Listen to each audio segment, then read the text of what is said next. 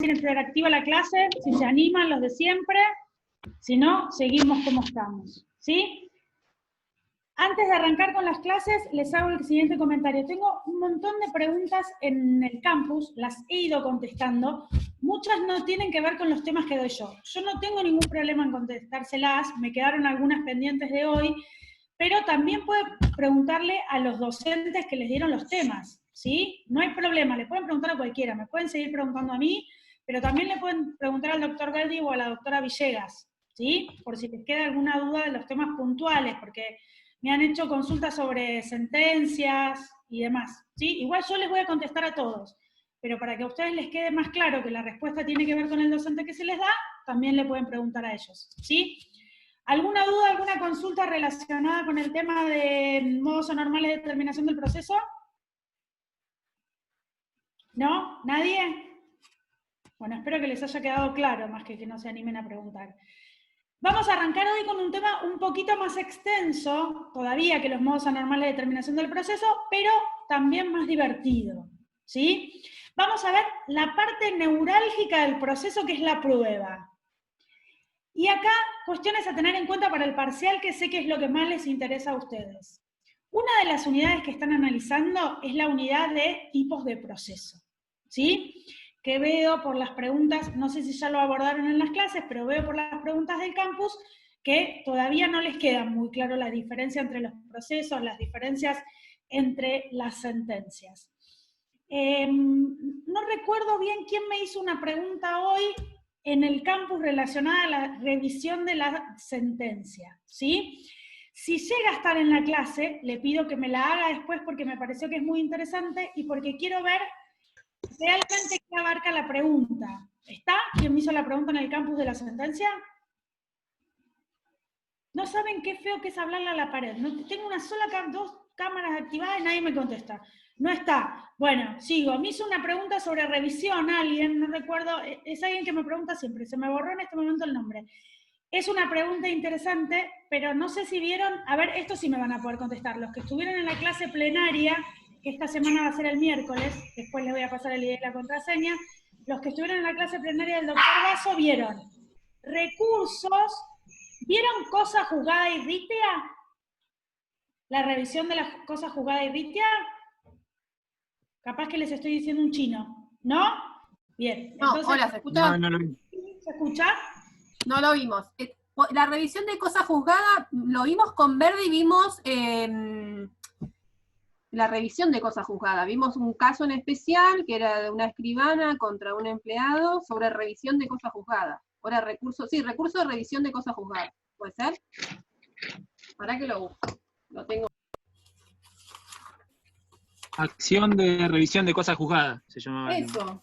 Bien, por eso, vieron la cosa juzgada, porque no entendí bien la pregunta, y por ahí si estaba presente nos sacaba las dudas, y quizás era una duda concurrente. No sé si vieron la revisión de la cosa juzgada y rítea, que es cuando hay un hecho posterior a la sentencia, que se descubre posterior a la sentencia, o se estaba refiriendo a la cosa, a la recurribilidad de la sentencia. ¿No? Bueno, no sé. No, la primera que dijiste cohecho, no. nos nombró el cohecho medio por arriba. Hizo referencia como ejemplo el cohecho, a una acción que se puede mostrar fraude para una vez realizada la sentencia y ya esté firme. Sí, está bien, más o menos tiene que ver con lo que les estoy diciendo. Perfecto, ahí me aclararon como para poder contestarle. Bien, volvemos entonces al tema que nos ocupa hoy, que es el tema de prueba, ¿sí? Fundamental en el tema de prueba, además que veamos todo el procedimiento probatorio, que tengan en claro que es pregunta de parcial, es pregunta del examen oral, las diferencias entre los distintos tipos de proceso y la prueba, ¿sí?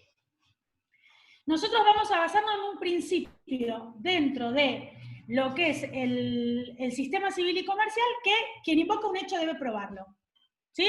El principio general de prueba es que quien invoca un hecho debe probarlo. Pero ¿qué pasa? Hay diferentes instancias donde se prueba ese hecho, hay diferentes momentos en donde se ofrece esa prueba o se acompaña de acuerdo al tipo de prueba, y hay diferente plazo para producir esa prueba. Entonces nosotros lo primero que tenemos que tener en claro es que de acuerdo al tipo de proceso vamos a tener todo un manejo distinto en cuanto a la prueba, ¿sí? La prueba se va a manejar distinta de acuerdo al tipo de proceso. Y eso va a tener que ver con los plazos y la oportunidad probatoria. ¿Sí? Nosotros tenemos procesos de conocimiento en los que se busca la declaración de certeza, también pregunta de examen, y procesos de ejecución donde partimos de un título ejecutivo.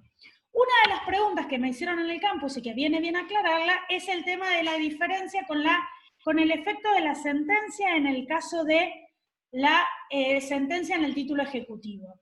Cuando ustedes tienen un título ejecutivo, el demandado, una vez que cumple con la sentencia, tiene la posibilidad de iniciar lo que se llama un juicio ordinario posterior. ¿Sí? ¿Para qué? Para discutir la causa de la obligación. La diferencia fundamental entre el proceso ordinario y el proceso ejecutivo es que no se prueba la causa de la obligación. No hay ninguna contradicción con relación a la causa. La causa no se discute. Entonces, ¿qué tenemos que tener en cuenta? ¿Qué les parece que tenemos que tener en cuenta entre un proceso de conocimiento y uno de ejecución? Karen, ¿querés hablar? No. Hola, Verónica, es que no podía entrar, por eso. Tuve un problema con la contraseña. Sí. Ahora puedo ingresar, por suerte. Estaba como muy preocupada por eso. No, ya estás, ya te vemos. Ah, bueno, listo, gracias. A ver, antes de seguir avanzando, Silvia dice, ¿en el proceso ejecutivo se parte de una presunción de certeza del título? No hay una presunción de certeza, de lo que se parte es de un título con carácter ejecutivo. El título existe, ¿sí? Lo que ustedes van a oponer con relación a ese título son excepciones de procedencia, ¿sí? Lorenzo acá dice, en el proceso ejecutivo, supongo que se está refiriendo a ello, no puede presentar demasiadas defensas.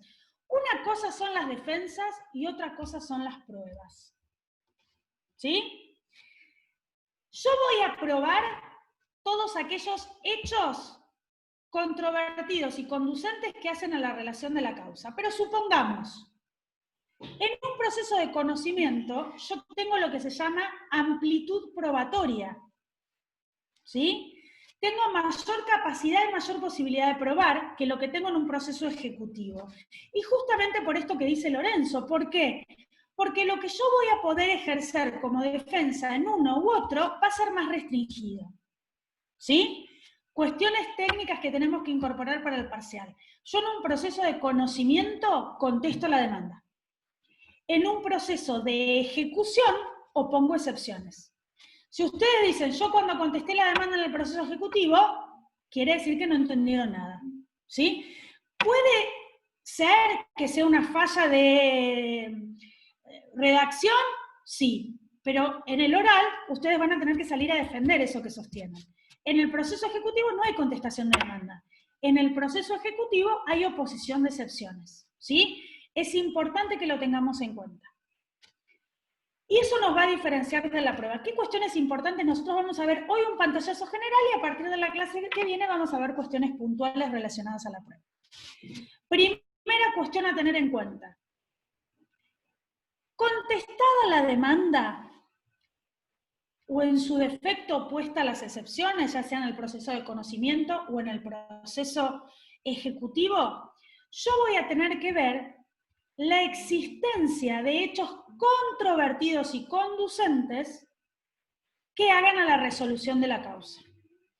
Para que haya prueba, los hechos a probar deben tener estas dos características: ser controvertidos y conducentes. ¿Sí? ¿Se acuerdan que nosotros cuando planteamos la demanda o la contestación, dijimos, la redacción sucinta de los hechos de cuál intenta valerse? ¿Sí?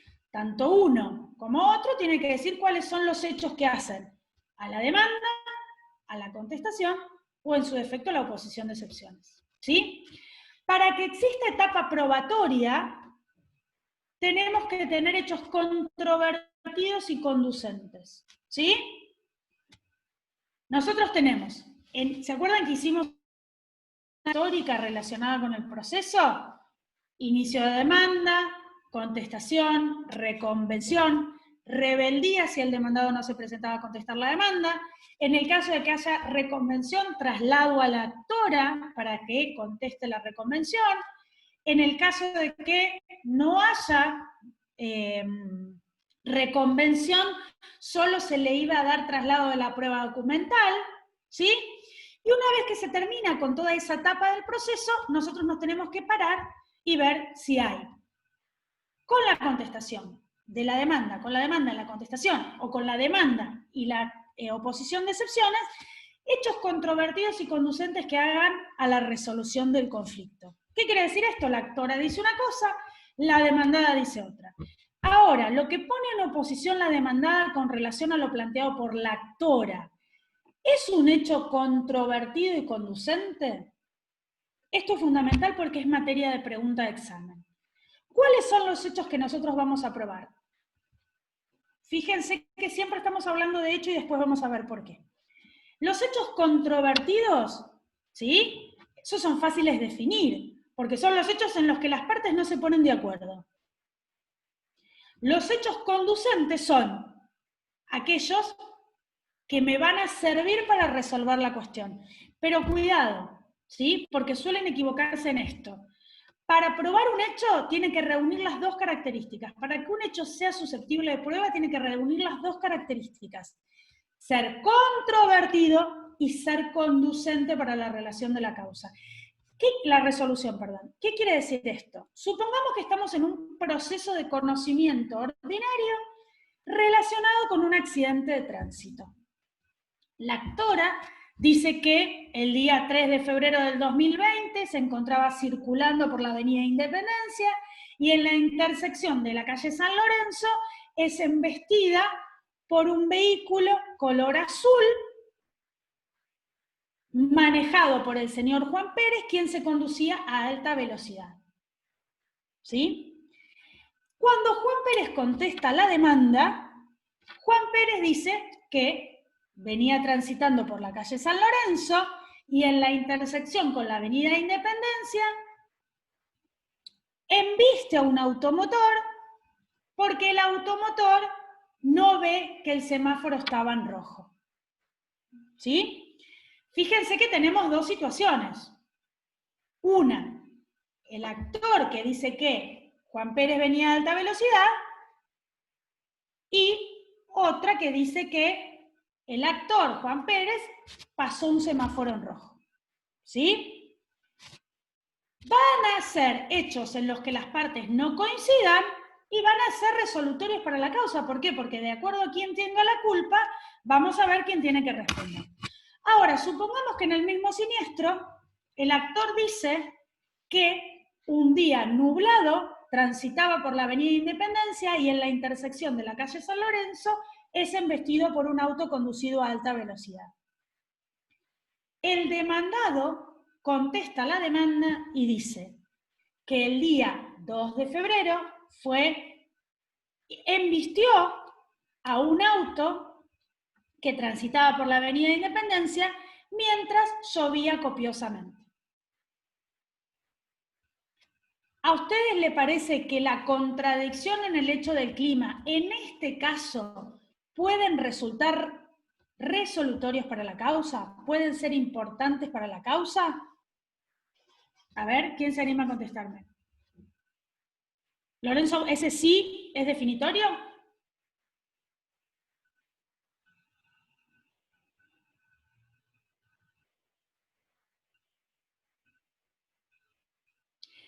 Lorenzo dice, sí, afecta al manejo del automóvil que el asfalto está mojado. Primera cuestión a tener en cuenta, cuando nosotros hacemos una demanda o contestamos, no tenemos que suponer cuestiones de lógica. Fíjense que en este caso, ninguno de los dos invocó que por esa circunstancia, ¿sí?, había sido el accidente de tránsito. Que esté nublado o que llueva es una situación que puede modificar el manejo del automotor siempre y cuando alguna de las dos partes lo invoquen. Los hechos que no están invocados no son susceptibles de prueba. ¿Sí? Cuidado con eso. Se prueban los hechos que se invocan y que además reúnen las características de ser contradictorios y conducentes. Si yo me olvidé de decir algo, por más de que sea algo notorio, ¿sí? El juez no puede fallar más allá de lo pedido por las partes. El límite de la sentencia es lo dicho por las partes. Supongamos que ninguna de las dos partes invoca que el problema de manejo tenía que ver con el clima, y el juez decide dentro de la sentencia fundar como eximente de responsabilidad para el señor Juan Pérez que llovía. Si Juan Pérez solo referenció que llovía, no hizo ninguna aclaración con relación a que eso afectó su manejo. ¿Sí? Los hechos que van a ser materia de prueba, y que además las partes van a tener que probar, son aquellos hechos que las partes invocan y que además reúnen las dos características de ser contradictorios y conducentes. ¿Sí? Que no se pongan de acuerdo las partes con relación a un hecho, pero que ese hecho no sirva para resolver la causa de acuerdo a lo que ellas mismas invocaron, no nos va a servir en materia probatoria. ¿Sí? Lo que dice Lorenzo, que sí afecta al manejo, es algo que tenemos que tener en cuenta, ya sea al momento de redactar la demanda o al momento de hacer la contestación de la demanda. ¿Sí? Por eso es importante que nosotros sepamos que nada se da por supuesto en el derecho. El juez no puede hacer una libre interpretación, más allá que después utilice la modalidad de la sana crítica para la valoración de la prueba. Acuérdense lo que dijo Couture, lo que no está en el expediente no está en el mundo. Bueno, todos aquellos hechos no invocados por las partes no van a poder ser tenidos en cuenta por el juez por más que él los conozca. ¿Sí? Supongamos que por algún motivo el juez referencialmente conoce algún hecho que está relacionado con la causa. Si las partes omitieron esa circunstancia, lamentablemente el juez no puede hacer nada con relación a eso, ¿sí? No puede ofrecer la prueba que las partes no ofrecieron. ¿Por qué? Porque estamos dentro de un proceso, el civil y comercial, que tiene como principal principio el principio de dispositivo, ¿sí? Son las partes las que inician el proceso y además las que tienen en materia probatoria, ¿se acuerdan que era uno de los elementos? Las que ofrecen la prueba de la cual van a valerse. De hecho, supongamos, como dice Lorenzo, que es trascendental el tema del clima, ¿sí? Yo voy a tener que probarle al juez que ese día llovió. Supongamos que Juan Pérez dice, llovía copiosamente y eso imposibilitó el normal desempeño de mi calidad de conductor experimentado. Le preguntan a un perito y el perito dice, sí, efectivamente, las circunstancias de que llueva afectan el manejo. Como lo conocemos todos, seguramente Lorenzo maneja y sabe que es difícil manejar el día de lluvia. Ahora, ¿qué les parece a ustedes que está faltando ahí? El actor dice, está nublado. El demandado dice, llovió. No, a ver. El actor dice, está nublado. El demandado dice, llovió. Esperen, no se me adelanten. Actora dice, está nublado. Demandado dice, llovió y eso impide el normal desenvolvimiento de mi calidad de conductor. ¿Sí? Con un perito mecánico logra probar que efectivamente no hay posibilidad de manejar de la misma manera con un día soleado que con un día de lluvia. ¿Qué les parece que está faltando ahí? ¿El demandado? ¿Cuál es el hecho controvertido? No, es más simple. No les voy a pedir nada que no hayamos estudiado todavía. Yo quiero que ustedes aprendan a determinar el hecho controvertido y conducente. ¿Sería constatar que haya llovido o no? Excelente. Algo tan simple como eso. Que se nos puede pasar. ¿Sí? Yo tengo, a ver, el éxito de la contestación de la demanda les va a pasar y se van a acordar de mí.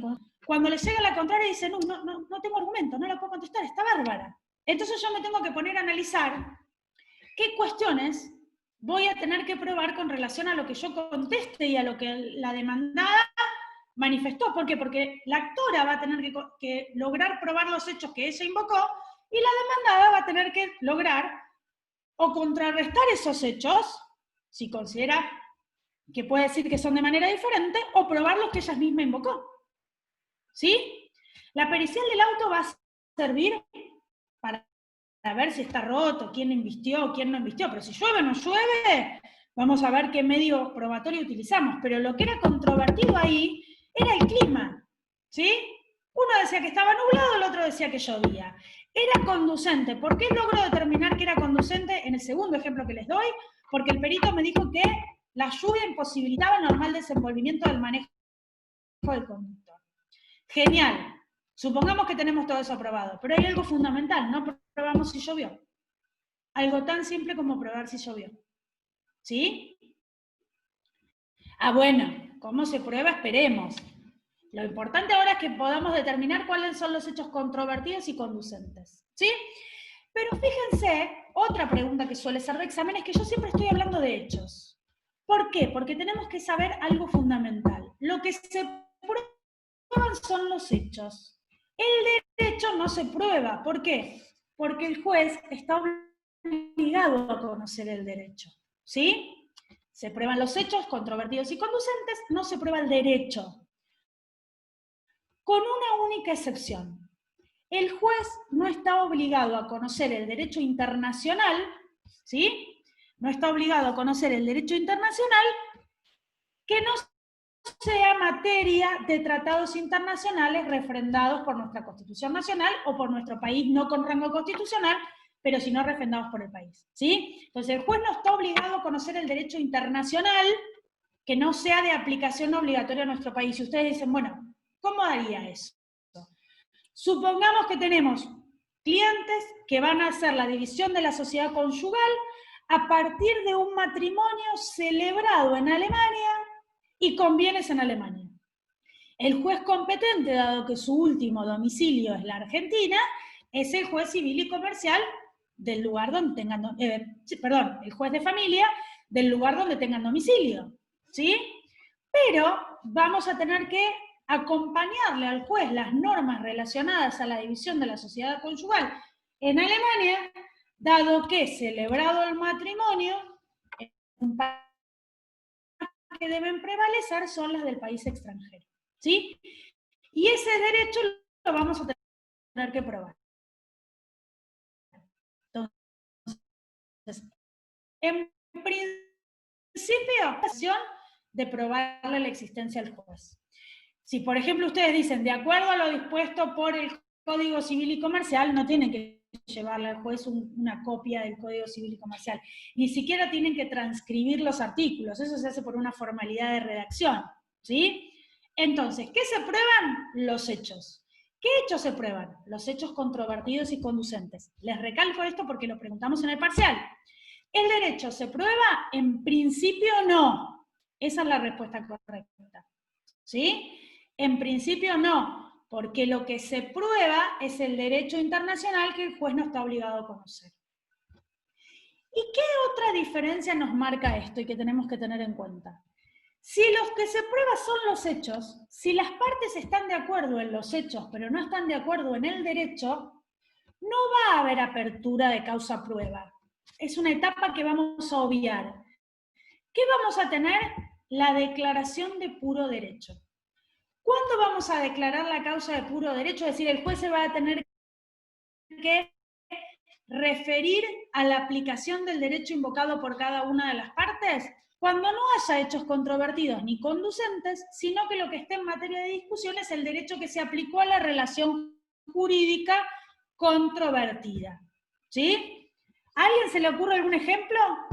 Por ahí de donde trabajan. ¿A alguien se le ocurre algún ejemplo? ¿Allanamiento? No, por Dios. Silvio, voy a hacer de cuenta que no vi nada. El allanamiento es un modo normal de terminación del proceso. Terminó el proceso. No se discute nada. Me reconoce el 100% el derecho, los hechos, todo. ¿Sí?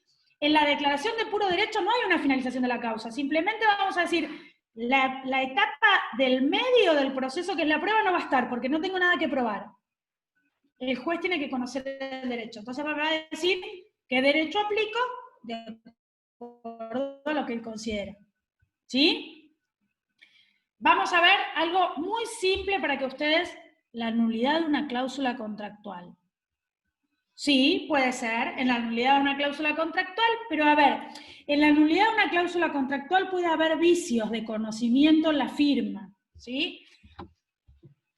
Si la cláusula, por ejemplo, vamos a utilizar el ejemplo de Florencia, si la cláusula, por ejemplo, fuera, ustedes saben que no podemos comprometer a nadie a realizar una conducta violatoria de la ley. Si, por ejemplo, la cláusula fuera que yo voy a pagar los alquileres siempre y cuando el locador, además de entregarme la cosa locada, me entregue 1 kilo de cocaína todos los meses, estoy comprometiendo un hecho antijurídico, un delito, ¿sí? Esa cláusula sería nula. Más simple, si yo, por ejemplo, realizo un contrato fuera de la nueva ley de alquileres, en donde estoy pactando una cláusula indexatoria prohibida por la ley, lo que yo voy a invocar es la ley simplemente, ¿sí? Si estuviera discutiendo solo eso. Pero hay algo más simple, supongamos en el derecho laboral, que quizás lo tengan más en práctica cada uno de ustedes, por sus padres, por ustedes mismos, tengamos un trabajador que discute si se le aplica la convención colectiva de trabajo de empleados de comercio o la convención colectiva de trabajo de camionero. La discusión está directamente relacionada con la aplicación de una convención colectiva de trabajo, ¿sí? Entonces el juez va a tener que resolver toda esa causa sin necesidad de prueba, sino que simplemente va a tener que ver qué convención colectiva de trabajo se le aplica, ¿sí? Si solo eso estuviera discutido. ¿Estamos? Más allá de la actividad o no la actividad. O sea, me liquidan por una norma y me tienen que liquidar por otra. ¿Cuál de las dos se aplica? ¿Sí? Entonces, si lo que tuviéramos en discusión fuera el derecho, lo que hace el juez es declarar la causa de puro derecho. ¿Qué quiere decir esto? No vamos a omitir toda la etapa probatoria, y una vez que esa resolución quede firme y consentida, porque las partes pueden no estar de acuerdo, decir, no, a ver, además del derecho nosotros discutimos otras cuestiones que merecen ser probadas. Si las partes consintieran la declaración de puro derecho, la causa pasa al dictado de sentencia, ¿sí?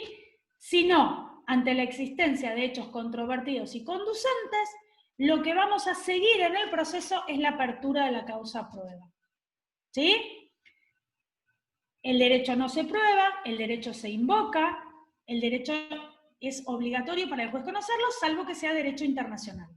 Lorenzo dice, ¿no hay periodo de prueba en las causas de puro derecho? No, porque no hay prueba, ¿sí?